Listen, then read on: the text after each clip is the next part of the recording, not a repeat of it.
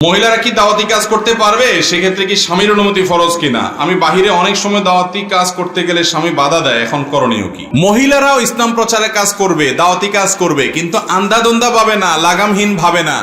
স্বামী যদি বলে যে না, তুমি বাসা বাইরে যায় ইসলাম প্রচারের কাজ করার দরকার নাই, তাহলে স্বামীর কথাই মানতে হবে, আপনি ওই প্রচার করবেন না। আপনার জন্য এটা ফরজে আইন না যে আপনাকে বাইরে গিয়ে দাওয়াতি কাজ করতে হবে সংসার বাদ দিয়া বা স্বামীর নির্দেশ লঙ্ঘন করে, না, এটা মোটেই জায়েজ নাই। হয় স্বামীকে যেভাবে হোক ফুসলায়া ফাসলায়া মহব্বত করে, ভালোবাসা দিয়ে, আদর দিয়ে, যত্ন দিয়ে আদায় করে নিবেন, আর না হলে তার কথা শুনবেন, কারণ এটা আপনার ফরজ না। হ্যাঁ, ফরজ কাজ স্বামী বাধা দিছে, তখন আপনার জন্য গুনাহ হবে। আপনার জন্য আম দাওয়াত দিয়ে বেড়ানো ফরজে আইন না। হ্যাঁ, আপনি আপনার বাসা বাড়িতে দাওয়াতি কাজ করবেন, আপনার ছেলে মেয়েকে দাওয়াতি কাজ করবেন, পরিবার লোকদের মধ্যে দাওয়াতি কাজ করবেন।